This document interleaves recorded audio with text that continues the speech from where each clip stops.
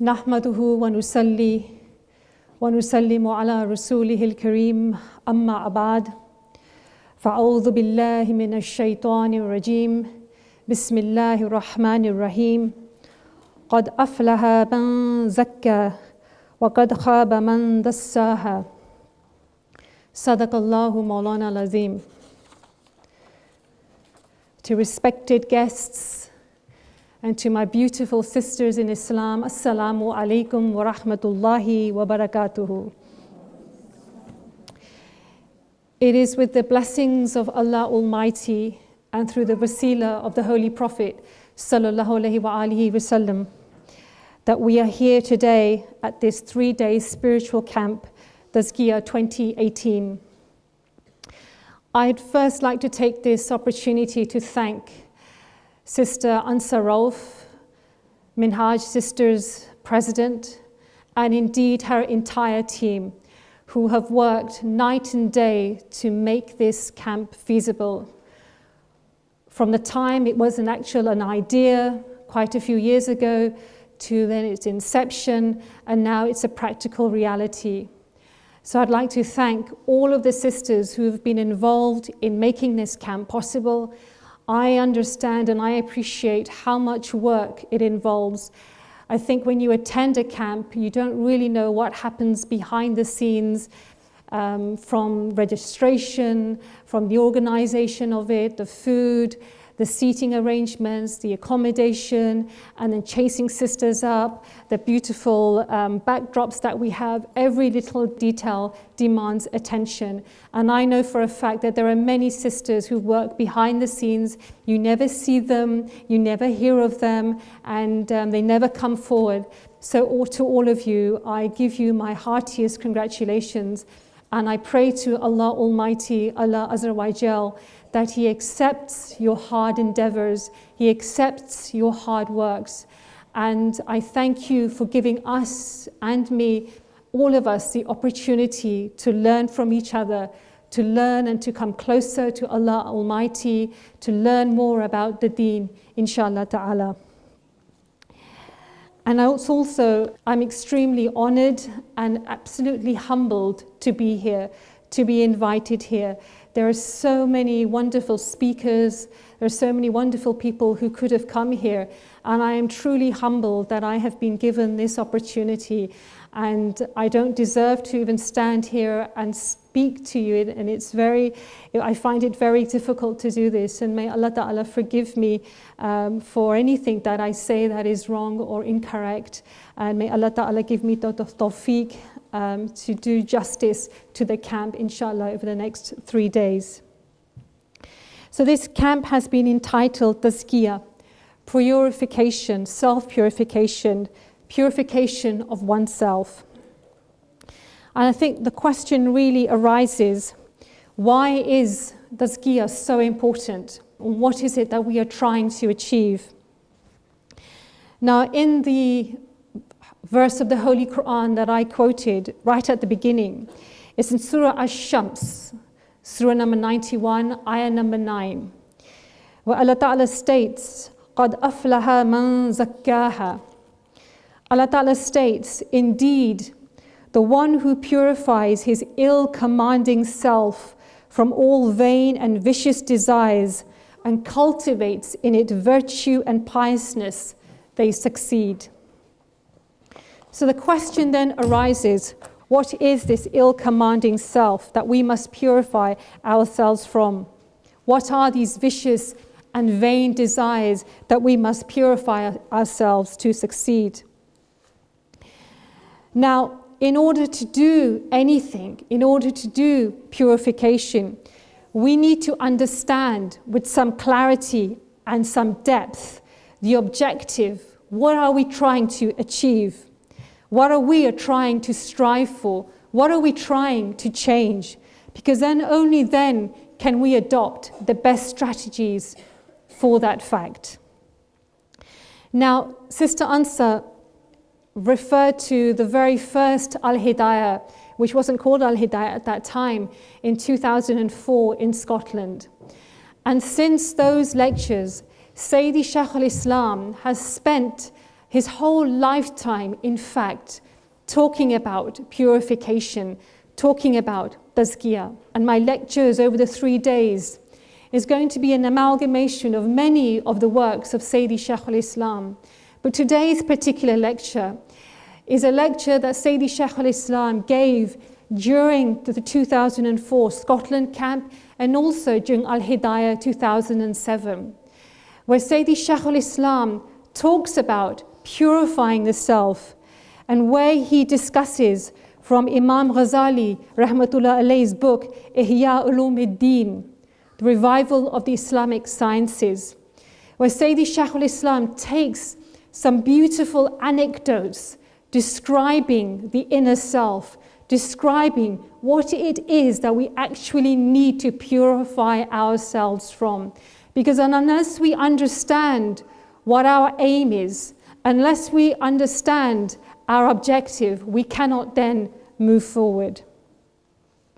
So regarding this inner self, now when Allah Ta'ala decided to begin the history of human creation, He built what Imam Ghazali rahmatullah alayhi describes as a city of the human body. And just like other cities where thousands of people reside within a city, in the same way, there are many entities that reside within the human body which constitutes a city. Now, the basic philosophy of human creation is that it is composed of two essential elements. One is the Zahir, the outer self, and one is the Batin, the inner self. Now, Allah Ta'ala states in Surah Al-Hijr, Surah number 15, ayah number 28, Allah Ta'ala states, أعوذ بالله من الشيطان الرجيم وَإِذْ قَالَ رَبُّكَ لِلْمَلَائِكَةِ إِنِّي خَالِقٌ بَشَرٍ مِّن صَلْصَالٍ مِّنْ حَمَإٍ مَّسْنُونٍ. Allah Ta'ala states, and recall when your Lord said to the angels, I am about to create a human organism from an old, black, stinking, resounding mud. So Allah Ta'ala declared to the angels that I am about to create a bashar, made from clay and mud. And that mud is infused with the properties of water, with the properties of fire, and with the properties of the sun.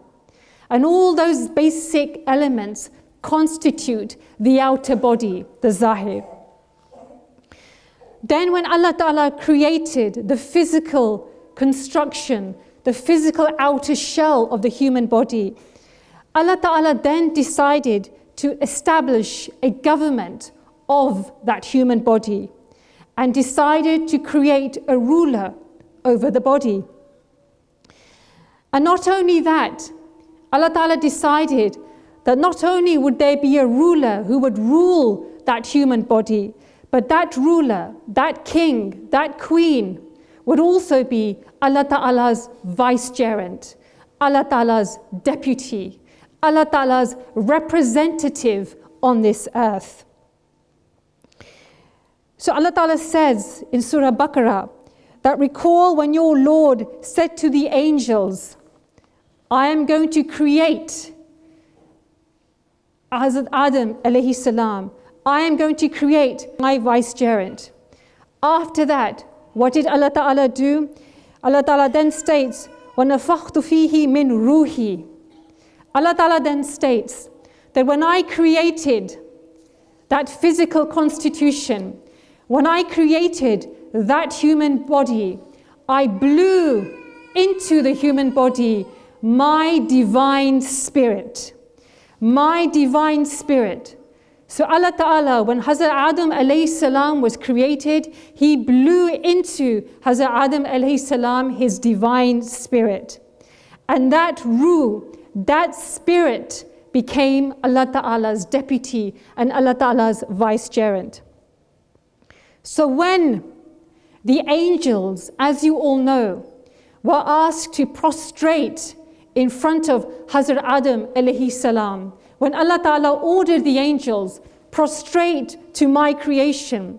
They weren't in fact prostrating to the physical constitution of Sayyidina Adam alayhi salam.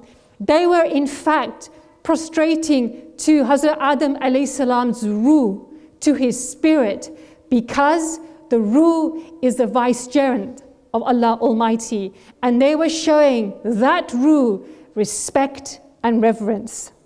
Now here we have, as Imam Ghazali rahmatullah alayhi states, we have the human body, which is like a city, like a country, it's a city.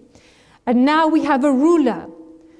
Who is the ruler? The ruler of that city is the ruh.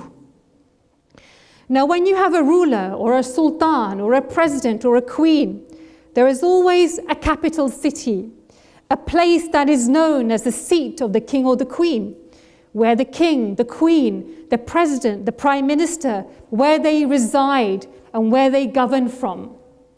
And my sisters, the capital city of the human body, the capital city where the ruh resides is the qalb, is the heart. It is the heart that is the capital city of the human body.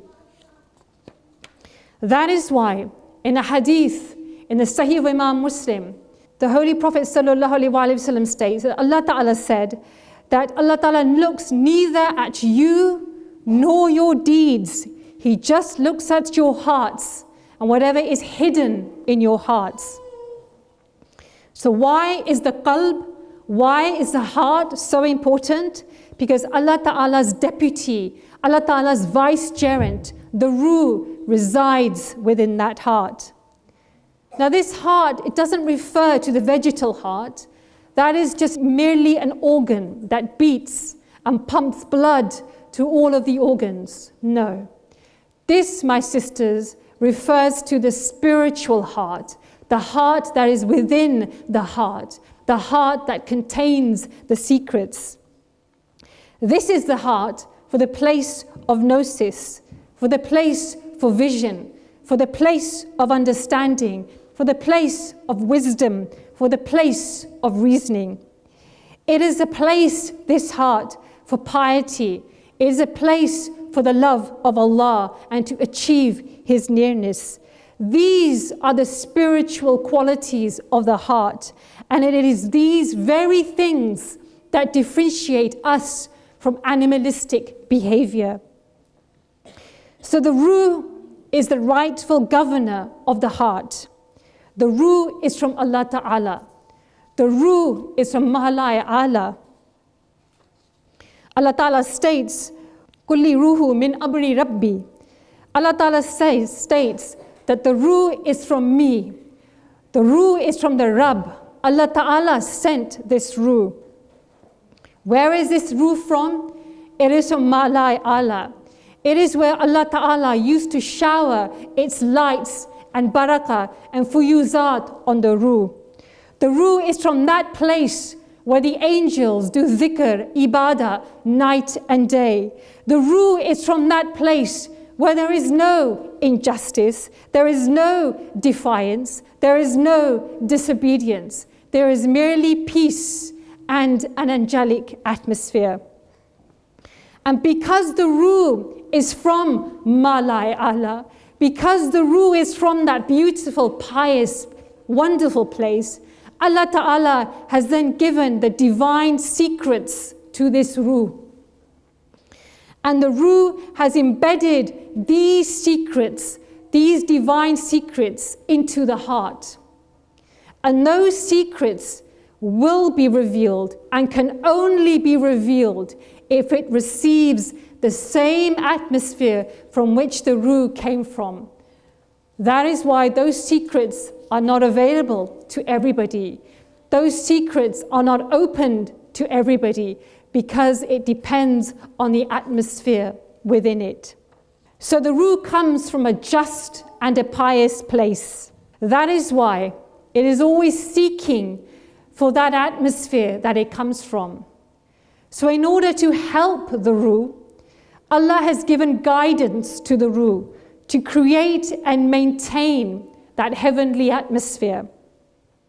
And what are those? Those are the commandments. Those are the ethics, the values, the divine revelations, the do's, the don'ts, the amr, the nahi. All of these commandments are there to help the ruh create that divine atmosphere of its origin. So if we enforce these commandments, if we enforce these guidelines, and we adopt that behavior, then insan al-bashari, the insan of this world, becomes insan al-malaki, becomes insan of the heavens. If we adopt those commandments, then our bodies would become from wujud al-bashari, the creation of the bashar, to wujud al-nuri, becomes part of the nur. So my sisters, here we have the ruh. She is the queen, let's say, and she is ruling the body. And her capital city is the qalb. And in order to help the ruh, certain windows have been created to help her create and govern the body. What are these windows? Well, these windows are part of her body. They are her eyes to see. They are her ears to listen, the nose to smell, the mouth to taste, and the hands to feel things. These are the senses, and these are in a way the secret agencies of the ruh that take and collect information on behalf of the ruh. But these agencies, these windows also need some help. So they have a head. There is a head that controls those senses. There is a head that controls those agencies. And what are the head? Who is the head? The head, my sisters, is the aql, the intellect. It is the intellect that takes the perception from the eyes, from the ears, from the taste, from the nose, from the hands. It is the aql that collects this information. And because the aql is the head of the senses, it becomes the chief advisor to the ruh. Every governor, every ruler, every king and queen always has a trusted advisor. And the trusted advisor of the ruh is and should be the aql. So the aql takes this information, this perception, and creates it into something understandable for the ruh. So my sisters, if the queen, yani the ruh, is strong within us and right, then everything is right. Her followers are right. Her secret agencies are right. Her armies are right. Everything is in order. But, my sisters, if the ruh is weak within us, if the queen is weak, then the secret agencies, the agencies that are supposed to help her, witness this weakening and take advantage of it. And they too, as they see the ruh become weaker and weaker, then they fall into different types of corruption and they succumb to corruption. How does that happen? Well, once something that was disliked by the eyes, something that was disliked by the ears, when the ruh heard this from the aql, and the ruh didn't like it, the ruh found it embarrassing or didn't like it, it sent a message, this is wrong, to the aql, don't do this. But now suddenly, when the ruh inside is weak, the ruh is weakening, and the aql, the intellect, is collecting all this information from the senses and is listening to different things, gossips and hatreds and jealousies and whatever. Because the ruh is weak, the aql then doesn't know what to do. The aql is confused because it sounds good, it sounds nice, but before the ruh was strong and the ruh would say to the aql, no, ignore that, filter that, take that away. And so then the aql, slowly by slowly, is also becoming corrupt. And the aql then starts to convince itself that yes, maybe I am right. There is nobody to correct me. The ruler, the Ruh, she is quite weak. And this sounds quite nice. This is good. I like this. This appeals to me. And then the aql tells the senses, tells the eyes, give messages to the ears, tells them, seek more of this kind of information. Listen more to this kind of information. Do more of this with your hands because I find this attractive and there is nobody to stop me. But it is not just the fault of the aql. The Ruh, my sisters, is weak. But just like any governing body, just like any government, there is always an opposition party. Just like here, you have the Conservatives in power. Who are the main opposition? The Labour Party. I'm not alluding at all that anyone here is the Nafs and anyone here is the Ruh. I am merely making a point here that in any government, there is always an opposition party. And Allah Ta'ala, in all His wisdom, in all His majesty, has decided to make the human body a democratic government. So Allah Ta'ala also placed an opposition party within the human body. And what is that opposition? Allah Ta'ala appointed the Nafs, the lower self. The lower self is the opposition party against the Ruh. Now sisters, what is the function of the opposition leader? What is the point? What is its job? Well, think about it. The opposition party is always trying to gain more and more support. The opposition party is always trying to gain more and more followers. Why? Because the opposition party wants to capture the capital city. It wants to capture the qalb. Why? Because whomever captures the capital city, the capital, the qalb, they will become the ruling party. That, my sisters, is the sole objective of the Nafs. Being the opposition party, its aim throughout its time whilst you are alive, its aim is to create opposition within you and to fight against the Ruh, the true Vicegerent, and fight over the heart. And that is where, my sisters, the battle begins between the Nafs, between the Ruh. And what is the battlefield? The battlefield is the heart. So how does this work? How does this work? Well, the Ruh being from Malai Allah, the Ruh being pious, being pure, being innocent, wants peace. It doesn't like warfare. The Ruh doesn't like battles. So it sends a message to the opposition leader. The Ruh sends a message to the Nafs and says, Nafs, why are you doing this? What is the problem? Can't we live peacefully? Can't we negotiate? Can't we live together in some kind of harmony? And who does the Ruh send? The Ruh sends its chief advisor. And who is the chief advisor of the Ruh? The aql. So the Ruh sends its chief advisor, the aql, to the Nafs and says, let's make a pact. Let's negotiate. Unfortunately, my sisters, this is where things begin to go wrong.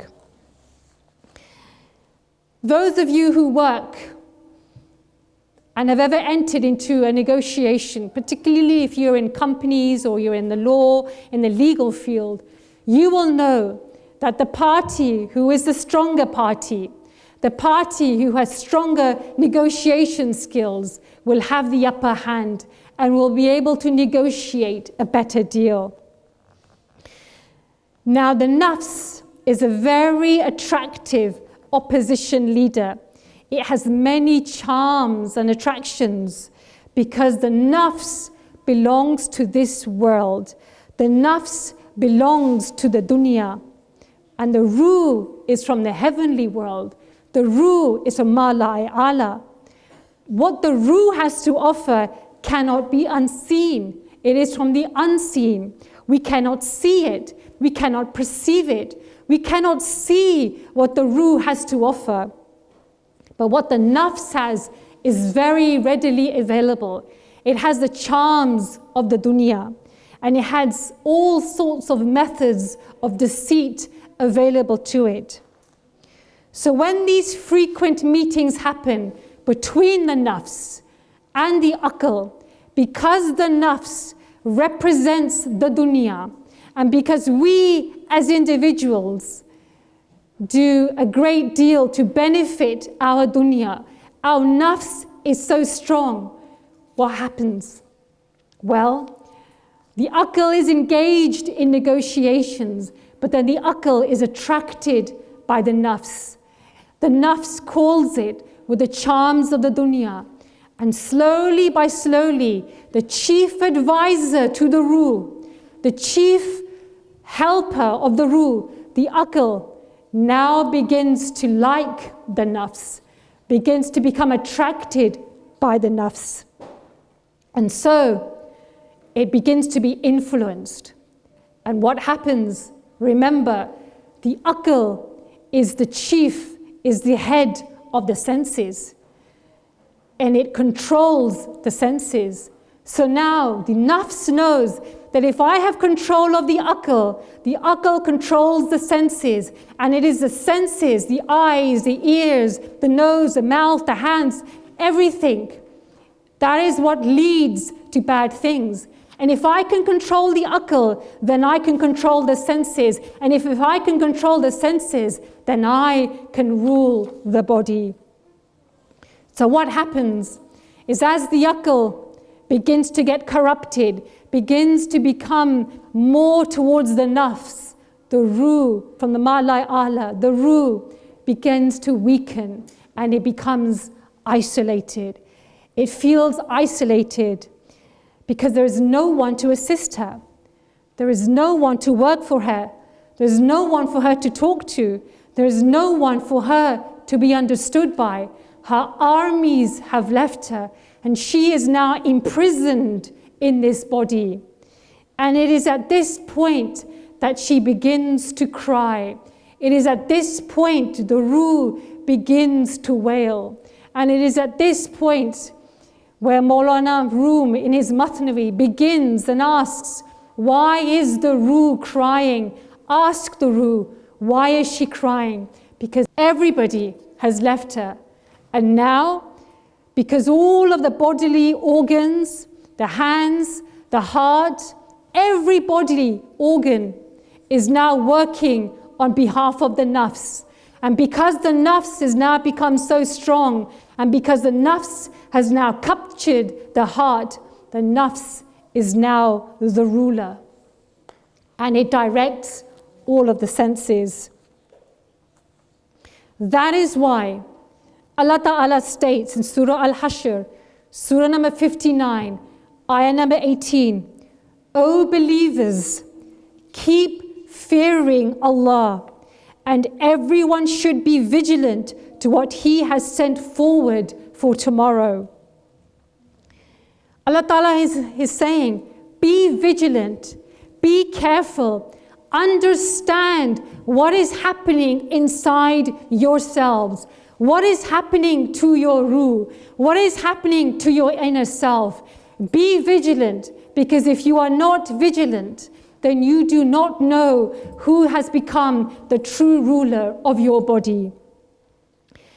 Just as the physical body, my sisters, we need to nourish it. We need to give it food. We need to give it sustenance for it to survive. And that's necessary, and we must do that. We need to do that. But the problem is, my sisters, the Nafs is the ambassador of the Zahir. The Nafs is the representative of the outside body. And therefore, what the nafs does is that it makes sure that you spend as much time on your outer self, on your beautification, on the worldly things, on the dunya, because you need that nourishment, you need that. But the more you nourish it, the more you strengthen it through the dunya, the more the nafs becomes stronger. And also, the nafs loves the easy route. And it knows we like the easy route. What is the easy route? Well, the nafs will tell us it's easier to complain and to criticize than to keep quiet. It's easier when you're outside, when you want to go to the washroom, not to do your wudu, wash your hands and come out. That's the easier way, to wash your hands and that's it.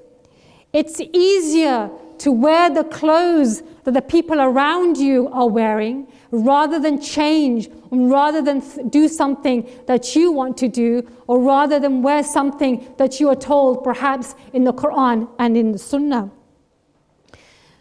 It is easier to follow the crowd. The nafs will say, follow the crowd. It's easier, because not to follow the crowd will make you feel like an alien. It will make you feel different, and you don't have the strength to be different.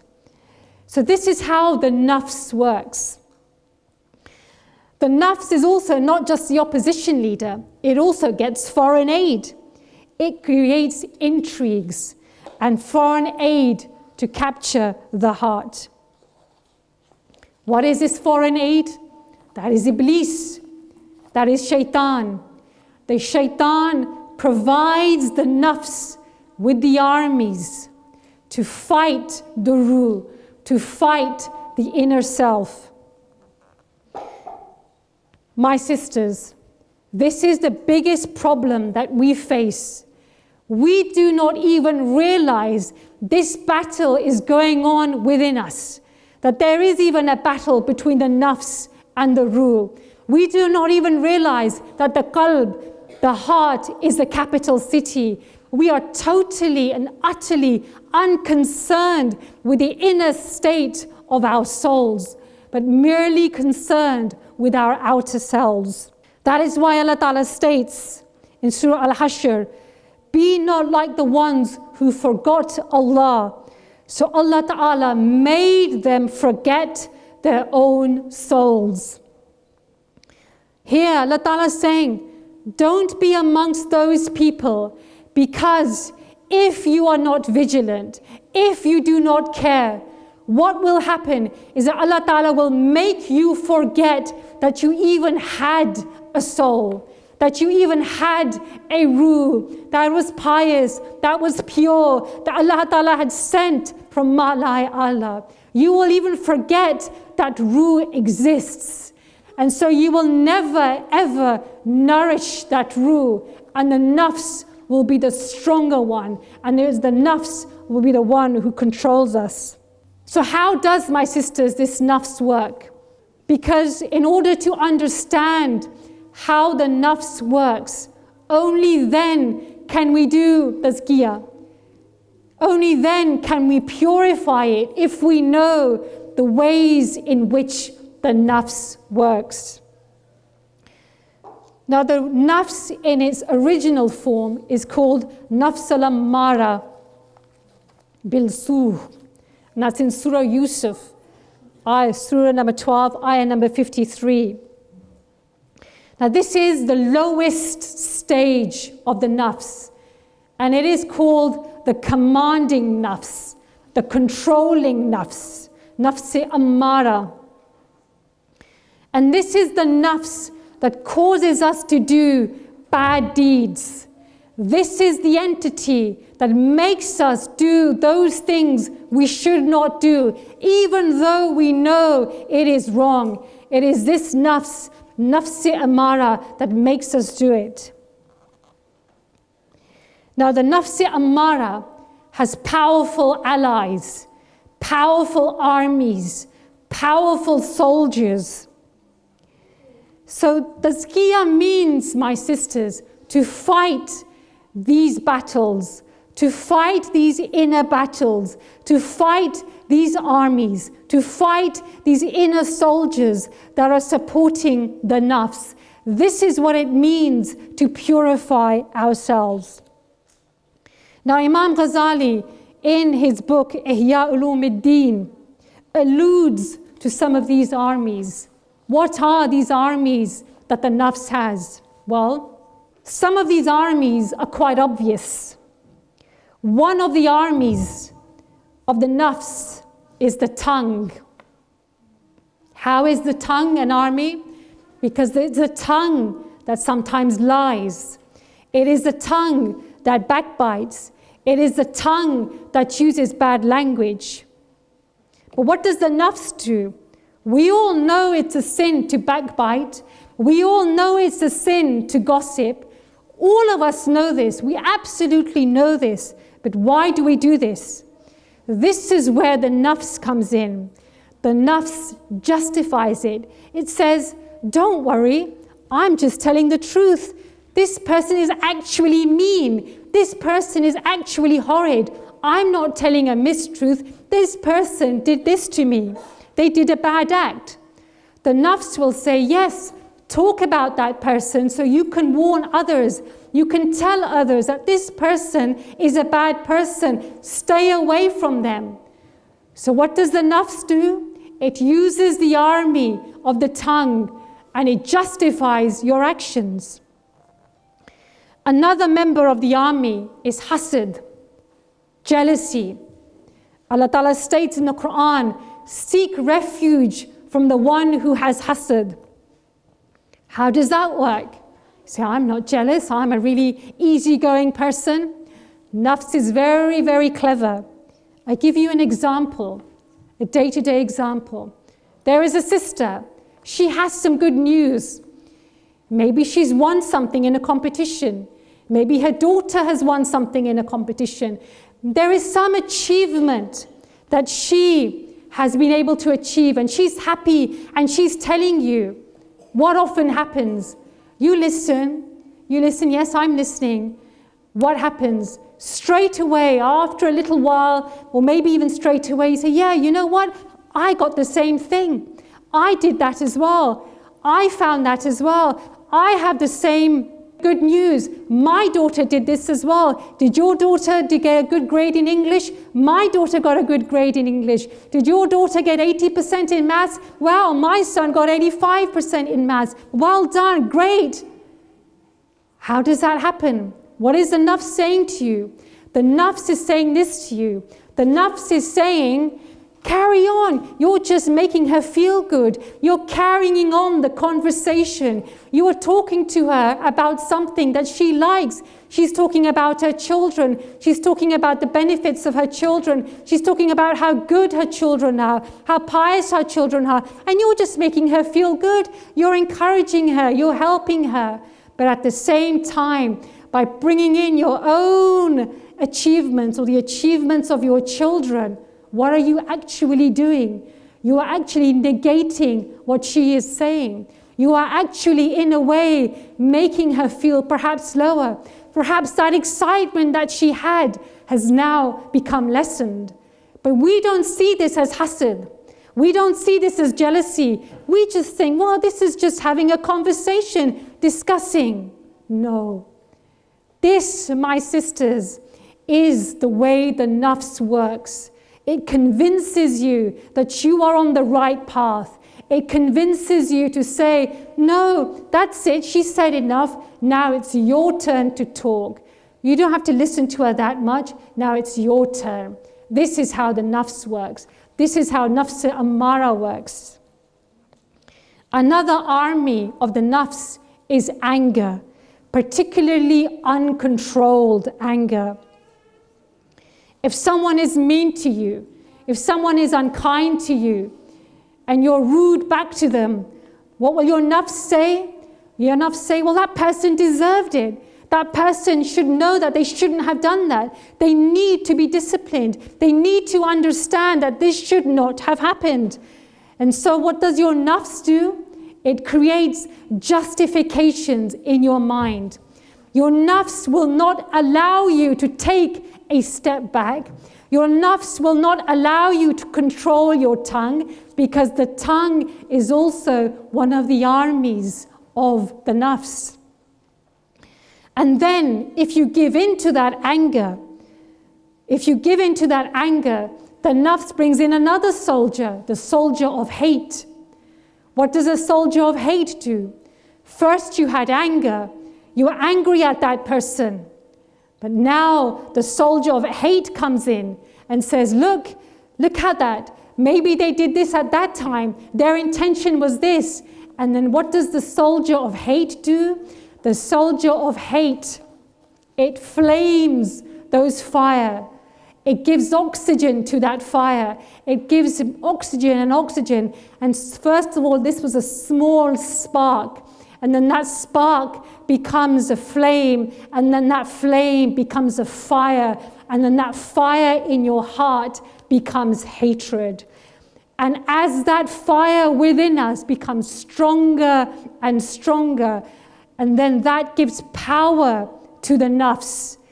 That fire, that hatred makes the nafs stronger and pushes the ruh down further and further and further away, weaker and weaker. But these are quite obvious things, because this is nafs ammara, the commanding nafs. But the nafs is also nafs al-makkara, the deceitful nafs.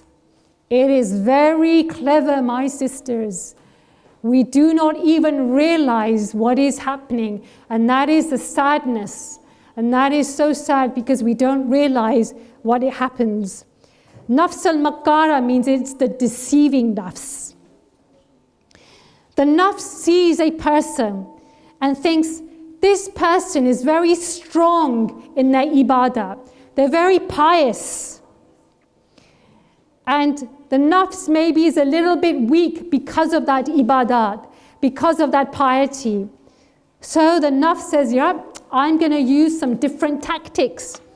So it has undercover agents, undercover agencies to make sure you do not realize you are being attacked. How does this happen? I give you some examples. Let's say you pray 5 times a day. Let's say you fast during Ramadan. You give charity. You do all these things. Now the nafs will never tell you, don't pray. The nafs will never say to you, don't give charity. No, no, no. That is not what the nafs does. The nafs will say, yes, pray. Definitely pray. In fact, make your sujood longer. When you're in the company of other sisters, when you are in the mosque, make your sujood longer. Only Allah Ta'ala is happy, so that everyone else around you can see, yeah, she's praying, mashallah. Look how long her sujood is. This is how the nafs works. It uses the secret agency of riyah, of pride, of arrogance. If you give charity, the nafs will say, yes, give charity, give it. But then make sure you kind of mention it in your conversation. Oh, yesterday there was an appeal for Palestine and I was so happy, and alhamdulillah, I got through to the lines and I was able to donate $500, £500. Now we think we're doing this quite innocently. Well, we don't understand that possibly the person listening may not have been able to donate and may feel a little bit sad, may feel a little bit inferior. And so we don't realize even we are doing has now nullified our act. So the nafs creates riyah in your conduct. Oh gosh, you know, today my alarm didn't go off and I missed Fajr, or I nearly missed Fajr. The nafs is saying, oh, I nearly missed Fajr. So what? So the other person knows that you read Fajr. Do we look deep down into why we say these things? I'm not saying everybody does this, but you need to understand how the nafs works. Let's say it's Muharram, it's the 9th of Ashura, and you're fasting. Oh, Oh, are you fasting today? Meaning, I'm fasting. Are you fasting? Meaning, I'm fasting. I'm a good person. This is how the nafs works.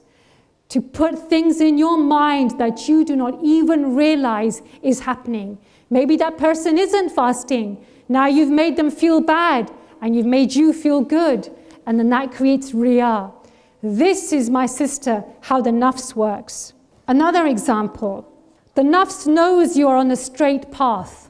The nafs knows you are pious. The nafs knows that you are a wonderful person, that you take your deen seriously, you learn and you seek the knowledge. But the nafs doesn't want you to be continuous. It doesn't want continuity. It doesn't want istiqamat. It doesn't want steadfastness. So what does the nafs do? Very clever. Nafs al-Makkara. Nafs al-Makkara will say into your ear, you love Allah Ta'ala. You love Allah Ta'ala. You worship Allah Ta'ala so much. Why don't you go to Umrah? Why don't you go to Umrah? What a fantastic thing. You will do Umrah. You will do Tawaf of the Kaaba. You will kiss Hajar al-Aswad. You will see Gumbad al-Khazra. Go and do Umrah. A very pious thought. A very, very pious thought. How can that possibly be wrong? Of course, it's not wrong. But the nafs knows an individual. The nafs seeks the weakness. And then it sees, what is this person's weakness? So it brings in another member of its army.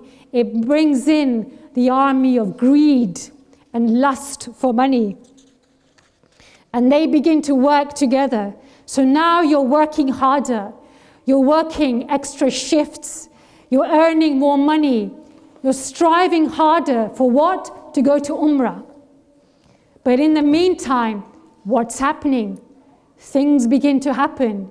Perhaps you're praying less. Perhaps you don't have time now to do your nawafil. Perhaps now you don't time to do your sunnah. You're now working so hard because you want to go to Umrah that now your children are being neglected. Your family are being neglected. Your wife or your husband is unhappy because you're spending so much time at work. This is what the nafs wants. This is what the nafs wants. It wants to detract you from what you were originally doing by giving you the attractions of other things. And instead of being closer to Allah Almighty, the nafs somehow manages to take you away from Allah Almighty. You may become so much more involved in your studies or in your work and whatever you're doing that that good goal of going to Umrah may never appear because the nafs is also using greed and lust for money, lust for status. Maybe now you've got a job promotion. Maybe now you don't have time to take time off to go to work because you've been promoted, and so you put it off for the next year and the next year and the next year. This is, my sister, how the nafs works. The nafs will also redirect your concentration. It will try to confuse you. How? The nafs is very clever. It says, well, today, shall I do tilawah or shall I pray durood? Shall I recite durood? Should I spend 15 minutes reading tilawah and 10 minutes reciting durood? Or should I do 15 minutes reciting the Quran and 15 minutes durood? Shall I do just tilawah? Shall I just do durood? And it puts these kind of questions in your mind. Shall I pray my sunnah? Or shall I go to that lecture at the university because the time is short? Shall I pray my awabin nawafil after Maghrib? Or shall I go to that sheikh there because he's giving a talk? Shall I attend Tazkiyah 2018, Al-Hidayah 9 2019? Or shall I give the money to charity? What does the nafs do? It makes you confused. What shall I do? Shall I do this or shall I do that? What is the right thing to do? And quite often we do end up doing nothing. We neither do this we neither do that, because we are so confused. That is why, my sisters, it is so important to understand the essence of the Deen. It is so important that along with Tazkiyah, along with purification, along with understanding the Nafs and the Ruh, you also understand the essence of your Deen. Imam Malik stated that whoever wants to become strong worshippers in the act of cleansing the Nafs, they must also have the proper faham of ma'rifat and of the Deen. These two things go side by side. The ulama of the Batin, the inner self, were also specialists in Tazkiyah. Those ulama who are the specialists in ihsan, in tariqah, in tasawwuf, were also great mufassirin, were great muhaddith, were great scholars of Islam. These things must go in hand. Tasawwuf, self-purification and knowledge of the Deen, if you want to achieve true piety and you want to defeat the Nafs. Because without the knowledge of the Deen, without true knowledge, the correct knowledge, you can still be misguided and the Nafs can misguide you. Allah Ta'ala Himself states in Surah Baqarah, Ayah 226, Allah Ta'ala states that Allah holds many astray and guides many on the right path with the same example. Allah Ta'ala here clearly states that with the same knowledge of Islam, the same knowledge, two people can have the same knowledge, but if they are not on the right path, then the Nafs can lead one astray. How is that? How is that possible? Well, Sayyidi Shaykh al-Islam gives a beautiful example here in one of his lectures.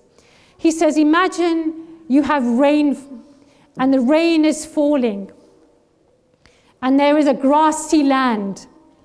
When the rain falls, if you cultivate that land, you take out the weeds, you fertilize that land, you give it time, you give it energy, and you purify it and you cleanse it, then from that land will sprout beautiful trees, wonderful fruits, sweet fruits, and lovely plants will grow.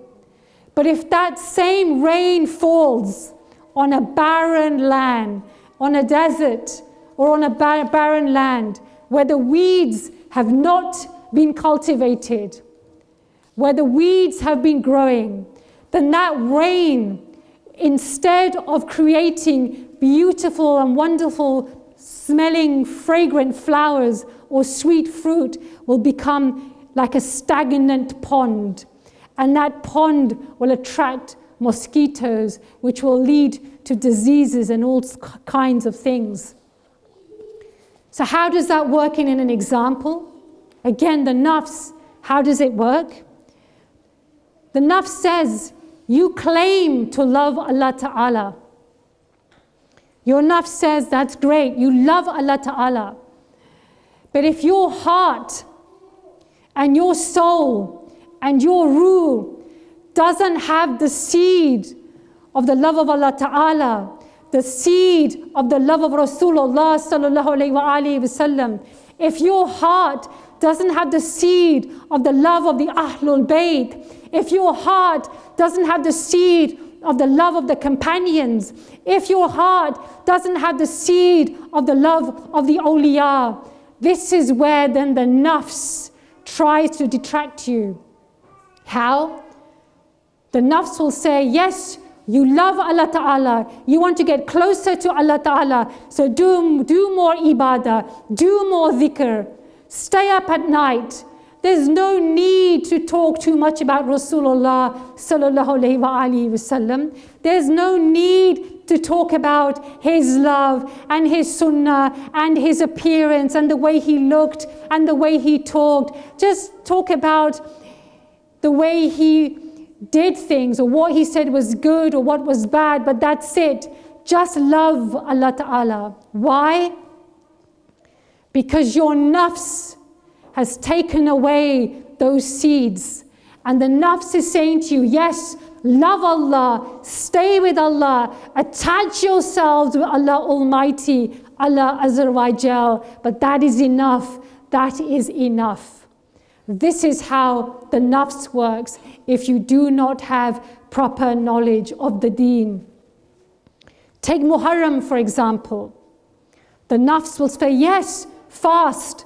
Fast on the 9th day of Muharram. Fast on the 10th day of Muharram. Fast during the days of Ashura, because that is when, say, Sayyidina Musa alayhi salam took away the Israelites and they came away and got freedom. Yes, fast. It is our right too. And the nafs will quote to you the hadith of the Holy Prophet sallallahu alaihi wasallam telling you to fast. And then the nafs will whisper, but there's no need to remember Sayyidina Imam Hussein alayhi salam. Why to remember that? That's just a historical event. There's no need to remember that. That happened so many years ago. In Islam, you're only supposed to mourn technically for 3 days and that's it. Leave it. There's no need to speak about Karbala. There's no need to speak about Imam Hussein alayhi salam. That's enough. That's it. Just fast on the days of Ashura and Allah Ta'ala will be happy. Allah Ta'ala will reward you. My sisters, this is the way the nafs works. It will take parts of the Deen. It will assess your personality. It would look at your personality. It will do an analysis. Break your personality down and say, let me see where are the weaknesses? Where are the weaknesses in this person? If this person doesn't pray, then that's fine. I've got no need to concentrate on that. Let me see something else. Let me see, does this person have a lot of anger? Let me instigate that person. Does that person not have much sabr? Let me instigate that person. Nafs al-ammara, nafs al-makara, they're so clever. And what is the problem is because we do not nourish the ruh. The nafs becomes then a dictator. The nafs then controls the aql. The aql then controls the senses. And what happens? The heart is captured. And when the heart is captured, the body is then ruled by the nafs. My sisters, this was the problem that Shaitan had. The whole time when he was in the heavens, he was worshipping Allah Ta'ala. He was doing ibadah. He was doing the zikr of Allah Ta'ala. Night and day, he did ibadah. But when Allah Ta'ala created Sayyidina Adam alayhi salam, the nafs is concerned with me. The nafs is concerned with I, ana, me. So that is why Iblis said, I, me, I am better than he. I am better than Sayyidina Adam alayhi salam. I, me. This is what the nafs stands for. But the ruh is from above. The ruh is from he. The ruh is from huwa, who. Allah, who. That is what the ruh stands for. But my sisters, we have neglected our ruh. We do nothing to give it sustenance. We give nothing to help it fight our hearts, fight over the heart, to capture the heart back. All we do all of the time is nourish this nafs with our bad deeds, with our habits, with our desires, with our worldly things. All the time, every time you commit an act, Every time you do even a small act, the nafs grows bigger and bigger and bigger, and the ruh becomes weaker and weaker and weaker. And finally, the ruh gets imprisoned within a small place in that heart, and it cries, and we cannot even hear the cries of the ruh because the nafs has taken over. And it is that nafs which makes us react. It is that nafs that tells us that she did what wrong to me. She hurt me, so I'm going to reply. She said this to me, so I'm going to reply this back. She was mean to me, so I'm going to be cruel back to her. I'm going to show her. She didn't say salam to me, so I'm not going to reply back to her. She didn't make eye contact with me. She didn't say hello. I'm going to turn my back and walk away. There are so many instances of how we behave, and each and every time we do these small deeds, the nafs inside is saying, yes, come, I need this nourishment. You are nourishing me. I am being so happy. I am getting stronger. And at the same time, the ruh inside of us is getting weaker and weaker and weaker. The ruh is thinking, I was from Malai Allah. I am from the heavens. I am from that place when Allah would show His blessings, when Allah would bestow His barakah, when Allah Ta'ala would bestow His fuyuzat. What and how has this happened? My sisters, this talk today in the beginning is for us to question ourselves, to look at our nafs, look inside yourself. Look at your behavior. Look at what you are doing. Compare and balance. Where does your ruh stand and where does your nafs stand? Are you nourishing your ruh or are you nourishing your nafs? My sisters, are we even aware that this fight is taking place? We wear our hijabs, we wear our abayas. We organize these camps. We do so much for the Deen. But whilst we are doing this, how many people have we hurt on the way? How many people have we been rude to on the way? How many people have we snubbed and we do not even know? How many people have we been mean to, cruel to, ignored, been short-tempered with, and we do not even know? Why don't we know? Because the ruh is so weak.